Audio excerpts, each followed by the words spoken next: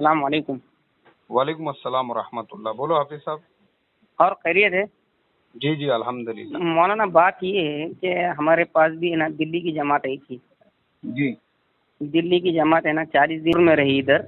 जी आपका मैंने अभी आज तक के इस पे दिए ना न्यूज़, वो सुन रहा था जी तो आपकी याद आ गई। मैंने आपका वो पूरा भेजे अला इस्लाम माशरा का सुना है अभी, जी तो बहुत अच्छा लगा मेरे को माशाल्लाह। तो मेरा बोलना ये है कि जो दिल्ली की जमात आई थी हमारे पास, तो जी 1 अप्रैल को उनके ट्रक आए दिल्ली से यहाँ पर अच्छा हमारे बाईपास पे।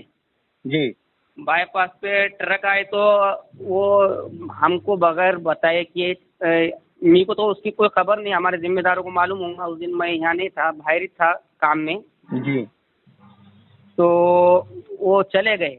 बाद में पुलिस आके है ना, मस्जिद में आई पुलिस हमारे, जी और पहले मेरे नाम पे ये FIR दर्ज करे। क्या बोल तो के? बोले मस्जिद के इमाम साहब कौन है? बोले तुम 24 घंटे यहाँ रहते। जी तो मेरे नाम पे FIR दर्ज करके वो चले गए। जी और फिर बाद में मेरे को पुलिस स्टेशन बुलाया गया।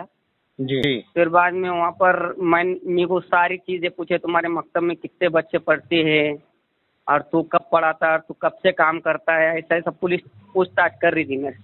अच्छा तो मैंने उनके सवालों का जवाब दे दिया। तो हमारे जो जिम्मेदार थे मस्जिद के, वो भी मेरे साथ आए हुए थे पुलिस स्टेशन में।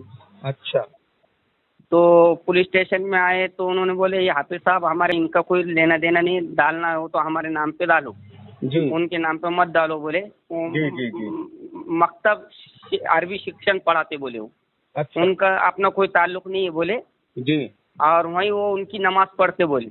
जी और हमारे मस्जिद के कागजात नहीं है ना रजिस्ट्रेशन के अभी, तो इसलिए ऐसा डाले लाए। जी तो हमने क्या बोले, वो पुलिस वाला मानने को तैयार नहीं। वो वहाँ जो मौलाना रहता है उसके नाम पे FIR दर्ज कर दी जाए बोले। ये मौलाना ने को इसको पूरी माहिती है, ये कितने बजे निकले वाले, कितने बजे गए। मैंने एक बार मेरी ज़बान से बोल दिया था इनको, जी फिर भी वो पुलिस वाले नहीं मान रहे थे। तो फिर हमारे जिम्मेदारों ने कैसा भी उनको मनवाया और उनके नाम पे है ना FIR दर्ज करवाए, ट्रस्ट के नाम पे 2-3 अच्छा जनों अच्छा की। जी जी जी फिर वो पुलिस वाले बोले उन सबको भी लाना पड़ेगा, वो जो दिल्ली वाले गए वो जमात के साथ ही दिल्ली की। जी और फिर ये भी करे, ऐसा हुआ। फिर अभी भी मेरे को मस्जिद में रहना मालूम नहीं, और कभी भी वो रात में आ सकते। अच्छा तो ये मैं तो FIR कब कराए उन लोगों ने? वो 1 अप्रैल को जमात गई, 2 अप्रैल को यहाँ आए हो मस्जिद में। अच्छा मस्जिद में से आए तो कल मेरे को लेके गए थे वो पुलिस स्टेशन।